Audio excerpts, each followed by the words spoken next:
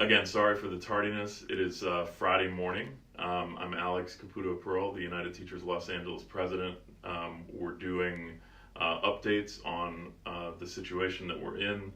We're all getting used to doing things a little bit differently here, so thank you for bearing with us.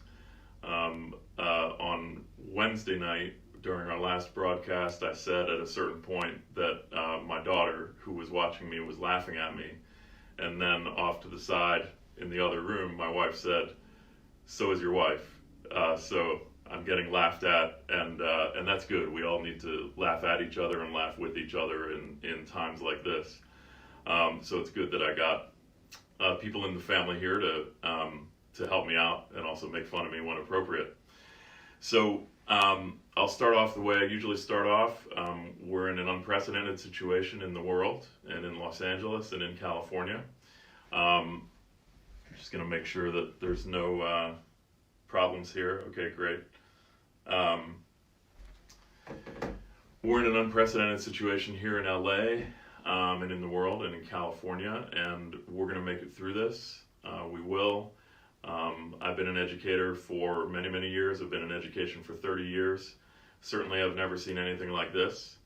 But the educators of Los Angeles, we love our students, we love our families, we love the parents that we work with, we love public education, and we will make it through this together. So be confident in that. Whatever comes at us, we'll figure it out together. So I want to start off with a couple of things, and we'll make this relatively brief. Last night, as you heard, Newsom gave a stay-at-home directive to the state of California and expects that to last at least until mid-May. Garcetti last night put forward a program of safer at home, basically very similar to the stay-at-home from Newsom, and said that that will go at least until April 19th. We had on Wednesday night in our broadcast, we had said, just because we're in all these conversations with state officials and with city officials, we had said that it's that kind of directive that we need to deal with the coronavirus crisis. And we predicted it would happen, and so now it is in place, a stay-at-home directive from the state and from the city. I want educators to understand just right off the bat, you're going to be paid throughout this closure, and your pay and your work will be credited towards your retirement. And this includes pay for substitutes as well, and we talked about that major breakthrough that we made with substitutes on Wednesday night during the broadcast. We do in this time, remember, people look at what educators do. We model things for the community, and we've got to model good staying at home and social distancing practices. We've got to model that for our students and for the broader city. We're a 34,000 member union, so when we do something collectively and in unity, like modeling good social distancing, it gets noticed, so let's do that. I want to say a few words about our work, okay? We know from what Newsom and Garcetti said last night that this is going at least into mid-May, and I think we should begin to work from the assumption that school is not going to resume this academic year. Once you're in mid-May, the rest of the school year, as you know, is very short from there out. So we should start working from the assumption that school will not resume this year. That is hard to take, it's hard to bear, given the crisis that graduations will be affected, proms will be affected, 5th grade culminations will be affected, all sorts of programs affected, all of the things that we do that we love as educators, that parents love, that students love, are going to be affected, but we do need to start working from that assumption that we will not resume school this year. That could change, maybe, if we get some very good optimistic news, but I think we start working from that assumption. And there are tons of questions that come up once we know that we'll probably be going and not resuming school this year. Once we know that, and by the way, there's been no discussion about extending the school year. That would need to involve the state and the district and the unions. So as we have those discussions about whether to extend the school year, we will keep you informed, but there's been no real discussion of that at this point. So that's not something that is like a very present issue right now that you should be concerned about. You do need to be patient though, and we all need to practice patience. There's a ton of questions that come up, and I'm going to list a few of them that we're working on, but we've got to try to be patient, right? So there's a few issues on the front burner for UTLA right now. One, making sure that our substitute educators have eligibility for health care. That is a front burner issue. Two, how we help our members plan for continuous learning if we don't actually resume school this academic year. And that second front burner issue also includes, can we have access back to the schools to be able to get more materials to help our continuous learning between now and June? That we're working on that question. Obviously, we want schools deep cleaned before anything like that would happen, if something like that can happen. So access to schools is another issue to help planning. Third, front burner issue, probationary contract educators. We always, every year, have a ton of great new teachers in their first and second years who are on probationary contract. And with this kind of school closure, we are working with the state and the district to try to figure out what happens to those probationary contract teachers. We're obviously in a teacher shortage now. We're driving class sizes down within LAUSD because of our strike, so we're going to need even more teachers. So we don't just want to let probationary contract teachers go. And a lot of those probationary contract teachers, new teachers by the way, are in special education, which is a needed field. So we don't want to just let them go. So that's a third front burner issue. We're looking at that. A fourth front burner issue for us is student access to devices and to the internet. Many of our students have devices and access to the internet, but many don't. So we're working with the district on that to make sure that continuous learning has an equity, racial justice, and social justice component to it. Fifth front burner issue is we're just making sure that the district is flexible around our own members' childcare needs.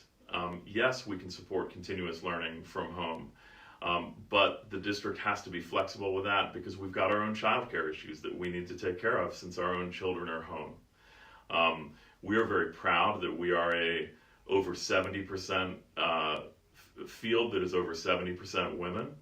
And we know how important women are in relationship to their children. So this childcare issue is a huge one. So we're working on that, maximum flexibility for those who are taking care of childcare. And then finally, the sixth front burner issue is on the issue of expectations. There have not been a lot of directives. The district has been good about not giving a lot of directives at this point about how to do continuous learning. Our members have basically been creative with it, but we want to get a sense of expectations. We want to make sure people know the code of conduct. And we also, of course, you shouldn't do things alone with a student, just a teacher and a student on a singular one-on-one video chat. You shouldn't do that. Just like we don't do that in school, we don't do one-on-one, just with a teacher and a student. You shouldn't do that on a video chat, okay? So there's code of conduct stuff, and we want to talk about expectations, all that sort of thing, academic expectations within the continuous learning process.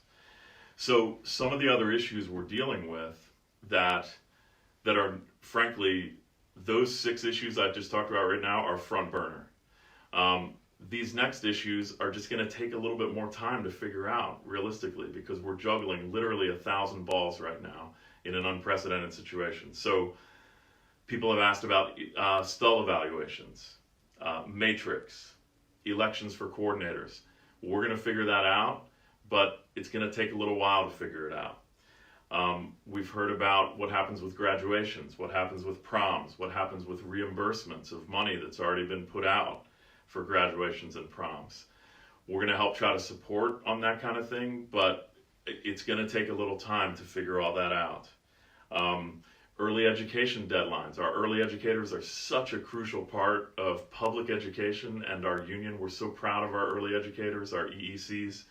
There's early ed deadlines that we're trying to figure out. Parent conferences, how will those be handled? IEPs within our wonderful special education sphere, how are they going to be handled? These are questions we're getting from you, but we're going to need a little bit of patience on. Just because we're trying to figure it all out. Please don't think that we're not trying to figure it all out. It's just that there's a huge magnitude of issues that we're trying to figure out. So we're working on these, and again, from the assumption that we will probably not be going back to school this academic year in this unprecedented situation. So let me say a couple other things, and then we'll finish up. Let me get a drink of water, okay? Sorry, gotta get a drink of water. You can look at the baskets in the meantime. People like the baskets.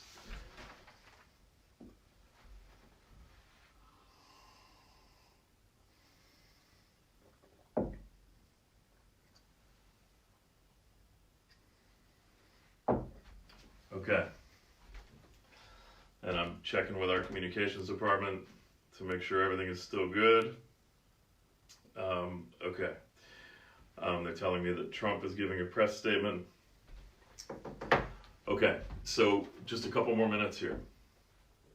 In the meantime, while we're finding out the answers to these issues that I just talked about, use the same structures to communicate school issues. Use your chapter chair, work through your elected UTLA chapter chair to get answers and to push different things. And work through your UTLA staff area representative, okay? And on the UTLA website, there's a list of all of our staff area reps in case you don't know. So use your chapter chair and your area rep. In the meantime, as we're finding out these different answers, continue to do good work. We've got these great things that we've seen educators doing, and we're putting them up at hashtag Sheroes at Home, hashtag Heroes at Home, and hashtag What is your superpower, or what is my superpower? And I think they're going to put those up on the screen now. When you're doing stuff like a tutorial to help other educators really think about how they want to teach during this time, when you're doing a cool lesson, please put it up at those hashtags so that we can all be sharing and make this a collective endeavor to keep our students engaged across the entire city. Of course, don't violate student privacy, don't post pictures of students, etc. In the meantime, we're going to keep our great work going around providing for the city of Los Angeles. Yesterday, on the second day of food distribution centers, which UTLA has been key to helping to set up, over 90,000 meals were distributed on day 2. Families need these meals, and we're playing a key role in that. So the stay-at-home order is serious, and we should all model staying at home. That said, there are essential services that continue. My wife's a nurse. She's going to continue. Grocery workers in the United Food and Commercial Workers Union, our sisters and brothers, they're going to continue. These food distribution centers, they're going to continue. So let's do good social distancing when we're there, but let's keep on helping those food distribution centers. And I'm going to end with this point, because this is a time when we all need a little bit of inspiration.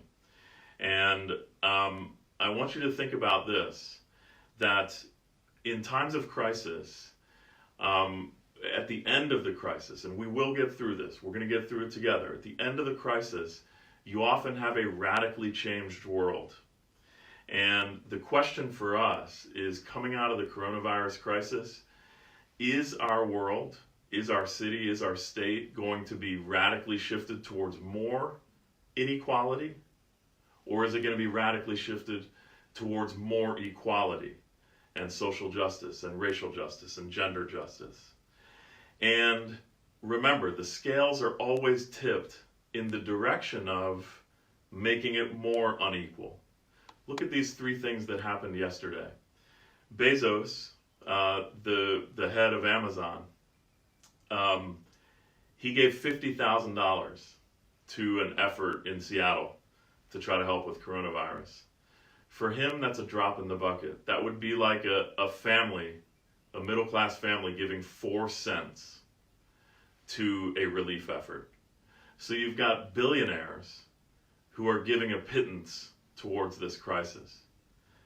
Second, look at what happened yesterday, what came out about senators. Senators who knew, like Dianne Feinstein right here in California, who knew that the coronavirus crisis was coming and who made shifts in their stock holdings because of that before they really let folks know in the public about how serious this was going to be. So moving stocks, enriching themselves. Third, look at private equity firms. Look up the American Prospect, which is a great magazine, and read about how private equity firms, which are firms that go in and buy up struggling companies, and then they break up those struggling companies and sell them off for a profit. Those private equity firms literally are exchanging memos right now about what struggling businesses they're gonna buy out and get rich off of right during the coronavirus crisis. It's disgusting. So the scale is always tipped in our society towards a crisis like the coronavirus crisis, leading to more inequality. But we have an opportunity, and we have an inspiration, and we have each other to actually come out of this crisis with more equality, not inequality. We know that crises do this. Think about 2008, when the economy collapsed. The bailouts, the corporate bailouts that were done, actually led to home foreclosures and led to corporations becoming more wealthy, but middle-class families and working-class families and poor people not being better off between 2008 and 2020. Look at 2005 with Hurricane Katrina, where it was used by corporate forces and by folks in the White House to actually move a privatization agenda. When Hurricane Katrina wiped out the schools in New Orleans, they came in with a privatization agenda, wiped out the teachers union, wiped out one of the main sources of jobs in the black community in New Orleans, and devastated working class and poor black communities by privatizing the public education system. That was as a result of the Hurricane Katrina crisis. But there's a flip side to that, which is we've seen crises like the Great Depression in the 1930s, where it actually was used to create a New Deal. The New Deal wasn't perfect, but it did create social safety net programs that helped working class people, that helped poor people, that helped middle income people. And the New Deal was powered not just by a president. The New Deal was powered by unions that were on strike and unions that were coming together with community and putting pressure on the government. So good things can happen out of a crisis like the New Deal. What will we do now out of the coronavirus crisis, which is unprecedented? What will UTLA do? What will our contribution be to making history in this regard? So I want you to do this, and I'll end with this. Naomi Klein, who wrote The Shock Doctrine, she just came out with a 10-minute video. It'll take you 10 minutes to watch it. It's a 10 minutes, very worth it. Go to intercept.com. I think they're going to put up the link right now. Go to intercept.com and look for Naomi Klein, and it's called Coronavirus Capitalism. And she talks about how we have our movements push up ideas right now that we want to gain traction during this crisis, so that when the crisis is over, we have a better society that can better deal with healthcare crises like this rather than not be able to deal with them. We should be pushing up the idea of healthcare for all, pushing up the idea of guaranteed basic income, pushing up the idea of unemployment benefits, pushing up the idea of supporting industries, not just bailing out random corporations or destructive corporations. We should be pushing up the idea of supporting healthcare, real healthcare services, other services, green industries. That's who we should be, the industries of the future is who we should be supporting, all with good paying union jobs that'll help working class folks, middle class folks, poor folks. We should be pushing up ideas of cutting costs at home in terms of utilities, rent, etc. We should be pushing up the idea of housing the homeless, pushing up the idea of stopping inhumane ICE raids, pushing up the idea of investing fundamentally in schools, instead of incarceration. And the United States incarcerates more people right now than any other country in the world. These are the ideas we should be pushing up during the crisis, and Naomi Klein helps us see that. So again, it's Naomi Klein, intercept.com, coronavirus capitalism. I was on the phone with 600 labor and community leaders yesterday from across the country talking about exactly this issue, okay? So let's inspire each other. We're all educators. We've seen in schools what it looks like not to have the resources we need, not to have the class sizes we need, not to have the nurses we need. For our families of our students, not to have the resources that they need at home. We've seen that. We see it every single day.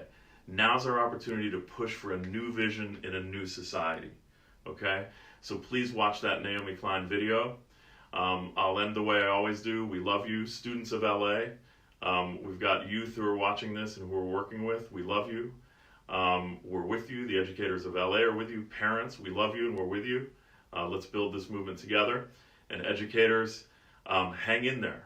Keep up the vision. Keep up the work. We will make it through this.